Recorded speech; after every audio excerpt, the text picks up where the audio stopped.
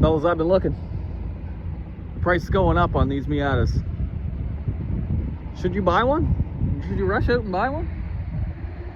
Should you drive it every day?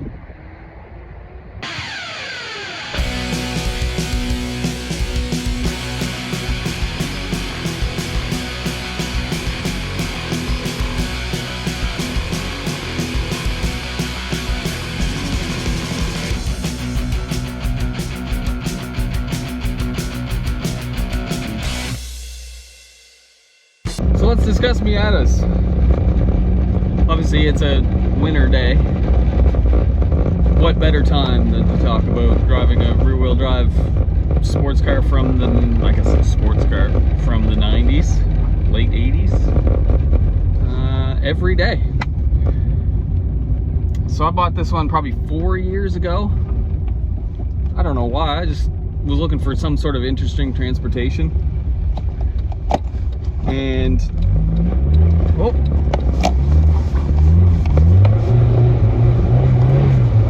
slippery today.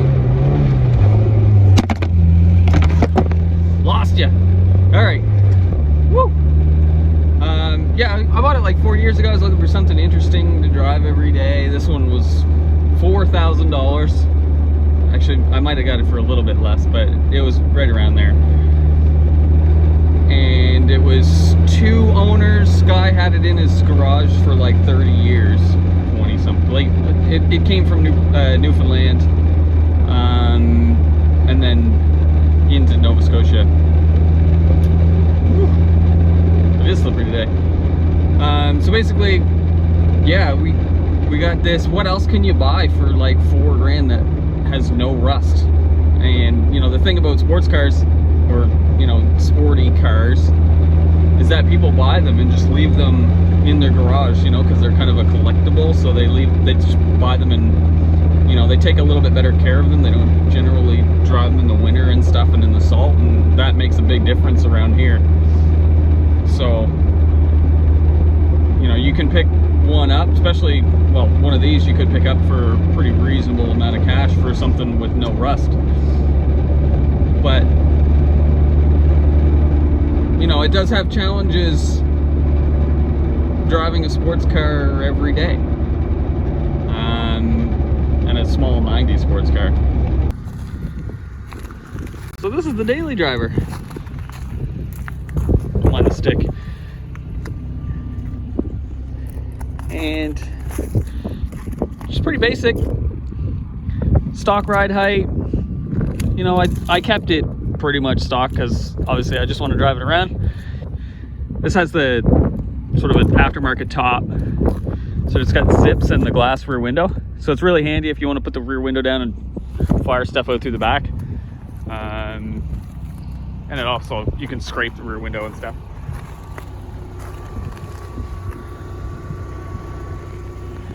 A couple things you need to know. Rear window drip. Rain runs off there, down in through the sills. So those sills will fill up with water, and there's drains at the bottom, so you got to keep those clean. Everything freezes up, so those freeze up, so you can't get the door open. You really got to wedge the back of the door, which is why there's chips on it. That's fine. Dirty interior because, well, it gets used every day. No cup holder. Got to have a, you know, just jam it down in between the seat. I put everything in here. You know, I've had oxygen, like full-size oxygen and acetylene bottles in here. I've had, you know, I think 2 foot by 3 foot sheets of aluminum, all sorts of stuff, like 2x4s jammed out through the rear window. I've had the QR50 with the top down. You know when you buy something and it's kind of last minute and you really got to get it home? Check out this. Oh yeah. Boy, she's a chilly night with the top down. Just straps running to it. She's wild. No safety, no airbag, no ABS, no nothing. Pop the hood.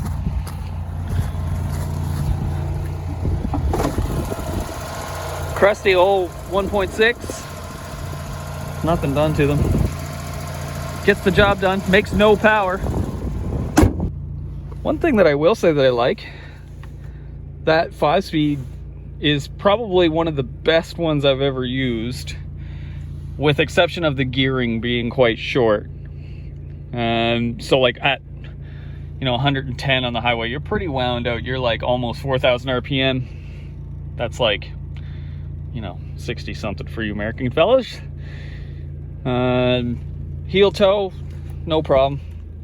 It's the steering weight and everything is really nice. All the feeling and is all really nice in these things, but distinct lack of power.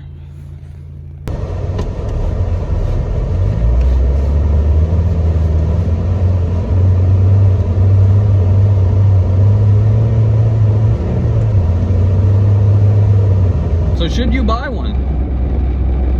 I guess if you're willing to put up with that stuff. Since I got it, I did a rear wheel bearing. I did coil pack wires, like the spark plug wires. I did had a radiator go, like the top, like the plastic crush cap on the top came unsealed from the rest of the radiator and smoke everywhere. But I managed to get it home. Turns out that if you roll a sweater up and jam it between the hood and the top of the radiator, it pushes the plastic piece for the radiator back down on top just enough so that you can limp it home, still adding water several times. It's got brakes. I did all the suspension and stuff, but they're pretty reliable. Like there's old school cars.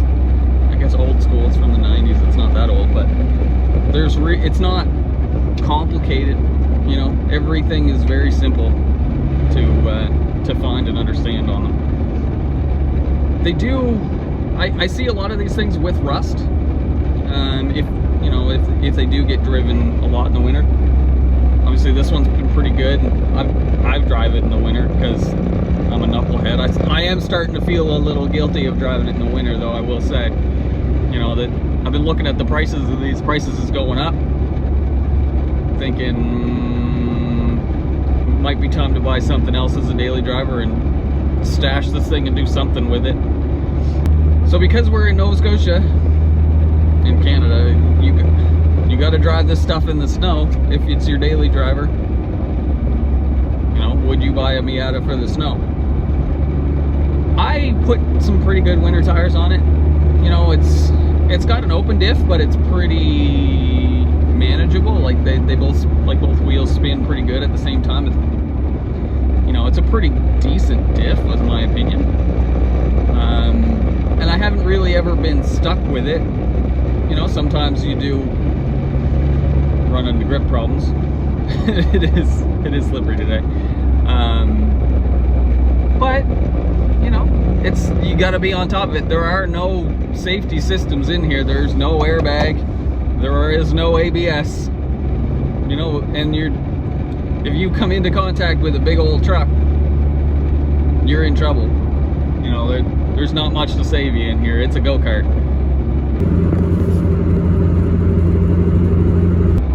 What else do we need to know? The speakers suck. The heat sucks. There is basically no heat. I think I need to replace the heater core. I keep blowing fan motor resistors and stuff, so I got only full fan. But somehow it's awesome. I wouldn't change it. I mean, they are a good deal if you can find one for reasonable price. I think the price is growing on them, especially for ones in good condition. This is not one that's in great condition. I mean, it's been repainted, but before I got it, the guy had repainted it. I don't know, he just wanted a different color. This one was light blue and he wanted it the dark blue, and they didn't do a great job, so it's chipping and it's got some scuffs and dings. I don't care. I just run it because I like a bit of patina. If this one gets some marks on it, all the better.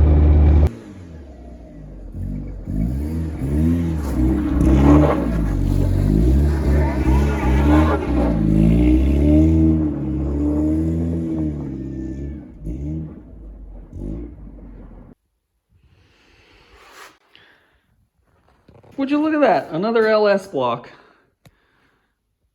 This one's a 4.8 and it was $100. Should that go in the Miata? You guys, let me know.